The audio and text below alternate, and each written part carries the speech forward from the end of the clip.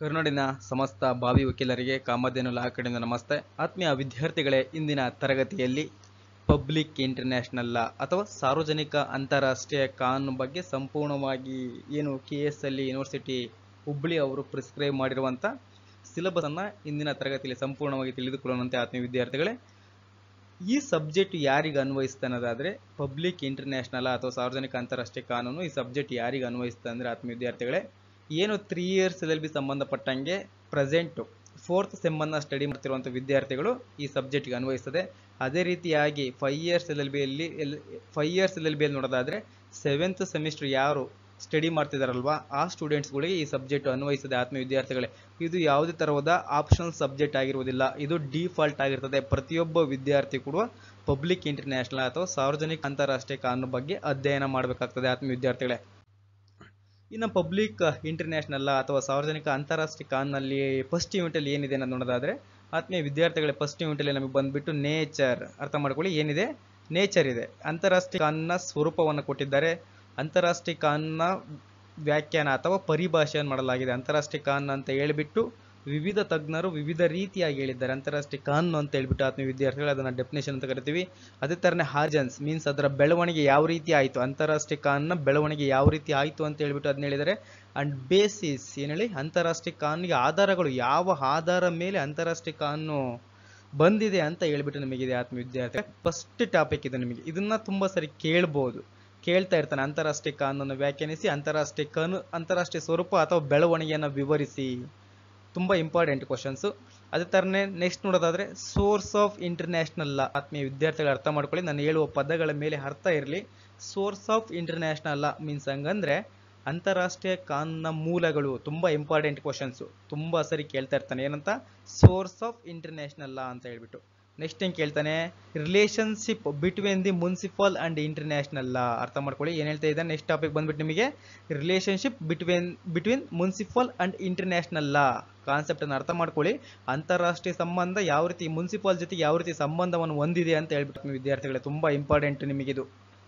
Next one ಅದೇ ಥರನೇ subject of international law. Subject of international ವಿಷಯ ವಸ್ತುವಾಗಿ ಅಂತಾರಾಷ್ಟ್ರೀಯ ಕಾನೂನು. ಆತ್ಮೀಯ ವಿದ್ಯಾರ್ಥಿಗಳೇ, ಈ ಸಬ್ಜೆಕ್ಟಲ್ಲಿ 4 ಕ್ವಶನ್ಸ್ ಇದ್ದಾವೆ, ಮೋಸ್ಟ್ ಇಂಪಾರ್ಟೆಂಟ್ ಕ್ವಶನ್ಸ್. ಈಗಾಗಲೇ ಅದನ್ನು ನಮ್ಮ ಕಾಮಧೇನು ಲಾ ಅಕಾಡೆಮಿಯಲ್ಲಿ ಈಗಾಗಲೇ ತರಗತಿಗಳನ್ನು ಪ್ರಾರಂಭಗೊಂಡಿವೆ. ಆತ್ಮೀಯ ವಿದ್ಯಾರ್ಥಿಗಳೇ, ಆ ಕ್ವಶನ್ಸ್ ಯಾವ್ಯಾವ ಅಂತ ನೀವು ಅನಲೈಸ್ ಮಾಡಬೇಕಾದ್ರೆ ಕೂಡಲೇ ತರಗತಿಗೆ ಜಾಯಿನ್ ಆಗಿ ಆತ್ಮೀಯ ವಿದ್ಯಾರ್ಥಿಗಳೇ. ಇನ್ನು ಸೆಕೆಂಡ್ ಯೂನಿಟಲ್ಲಿ ನೋಡೋದಾದರೆ ಏನಿದೆ?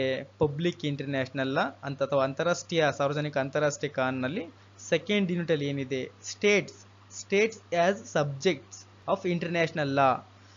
ಅಂತಾರಾಷ್ಟ್ರೀಯ ಕಾನೂನು ರಾಜ್ಯವಾಗಿ, ಅಂತಾರಾಷ್ಟ್ರೀಯ ಕಾನೂನು ರಾಜ್ಯಕ್ಕೆ ಸಂಬಂಧಪಟ್ಟಂತೆ ಯಾವ ರೀತಿ ಇದೆ ಅಂದರೆ ಸ್ಟೇಟ್ಸ್ ಇನ್ ಜನರಲ್. ಸ್ಟೇಟ್ಸ್ ರಾಜ್ಯಗಳು, ಸಾಮಾನ್ಯವಾಗಿ ರಾಜ್ಯಗಳು. ಆತ್ಮೀಯ ವಿದ್ಯಾರ್ಥಿಗಳು ಅರ್ಥ ಮಾಡ್ಕೊಳ್ಳಿ, ತುಂಬ ಇಂಪಾರ್ಟೆಂಟ್ ಕ್ವಶನ್ಸು.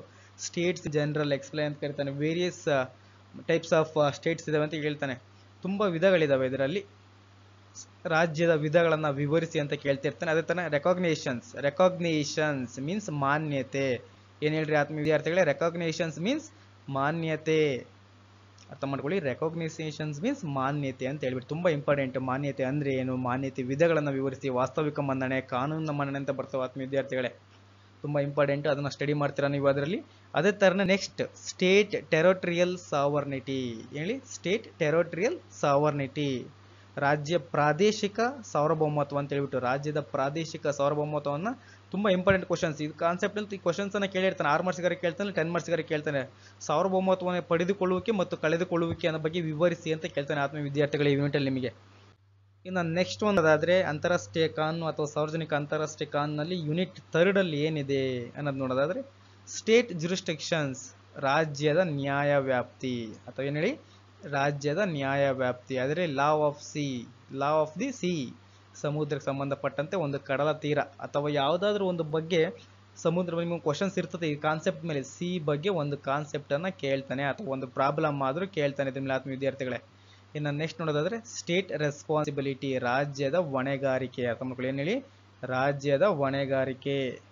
ತುಂಬ ಇಂಪಾರ್ಟೆಂಟ್ ಆತ್ಮೀಯ ವಿದ್ಯಾರ್ಥಿಗಳ ಕಾನ್ಸೆಪ್ಟ್. State responsibility. ಅಂತಾರಾಷ್ಟ್ರೀಯ ಕಾನೂನಿನಲ್ಲಿ ರಾಜ್ಯದ ಹೊಣೆಗಾರಿಕೆ ಯಾವ ರೀತಿ ಇದೆ ಅಂತ ಹೇಳ್ಬಿಟ್ಟು ವಿವರಿಸಿ ಅಂತ ಕೇಳ್ತಾನೆ ಅಥವಾ ಚರ್ಚಿಸಿ ಅಂತ ಕೇಳ್ತಾನೆ ನಿಮಗೆ ಆತ್ಮೀಯ ವಿದ್ಯಾರ್ಥಿಗಳೇ. ಇನ್ನು ನೆಕ್ಸ್ಟ್ ನೋಡೋದಾದರೆ ಸಕ್ಸೆಷನ್ಸ್ ಟು ರೈಟ್ಸ್ ಅಂಡ್ ಆಬ್ಲಿಗೇಷನ್. ಅಂತಾರಾಷ್ಟ್ರೀಯ ಕಾನೂನಿನಲ್ಲಿ ಉತ್ತರಾಧಿಕಾರದ ಹಕ್ಕು ಮತ್ತು ಕರ್ತವ್ಯಗಳನ್ನು ವಿವರಿಸಿ. ತುಂಬಾ ಇಂಪಾರ್ಟೆಂಟು, ಅದನ್ನು ನಾನು ಮುಂದಿನ ತರಗತಿಯಲ್ಲಿ ಸಂಪೂರ್ಣವಾಗಿ ಎಕ್ಸ್ಪ್ಲೇನ್ ಮಾಡ್ತೀನಿ. ಇನ್ನು 4th ಯೂನಿಟ್ ನೋಡೋದಾದ್ರೆ ಬಾವಿ ವಕೀಲರೇ, ನಾನು ಹೇಳುವಂಥ ಪದಗಳ ಮೇಲೆ ನೆನಪಿರಲಿ, ನಿಮಗೆ ಗಮನ ಕೊಡಿ. Next state and individual. ರಾಜ್ಯ ವೈಯಕ್ತಿಕವಾಗಿ ಯಾವ ರೀತಿ ಇದೆ. ಎಕ್ಸ್ಟ್ರಾಡಿಷನ್ ಮೀನ್ಸ್ ಪ್ರತ್ಯರ್ಪಣೆ. ತುಂಬಾ ಇಂಪಾರ್ಟೆಂಟ್ ಕಾನ್ಸೆಪ್ಟ್ ಇದೆ ಆತ್ಮೀಯ ವಿದ್ಯಾರ್ಥಿಗಳೇ. ಎಕ್ಸ್ಟ್ರಾಡಿಷನ್ಸ್ ಮೀನ್ಸ್ ಪ್ರತ್ಯರ್ಪಣೆ ಅಂತ ಹೇಳ್ಬಿಟ್ಟು ಕಂಪಲ್ಸರಿ ಕ್ವಶನ್ಸ್ ಇರುತ್ತೆ ನಿಮಗೆ. ಎಕ್ಸ್ಟ್ರಾಡಿಷನ್ಸ್ ಮೇಲೆ ಪ್ರಾಬ್ಲಮ್ಸ್ ಆರ್ ಇರ್ಬೋದು, ಇಲ್ಲಾಂದ್ರೆ ಡೈರೆಕ್ಟ್ ಕ್ವಶನ್ಸ್ ಆರ್ ಕೇಳ್ಬೋದು.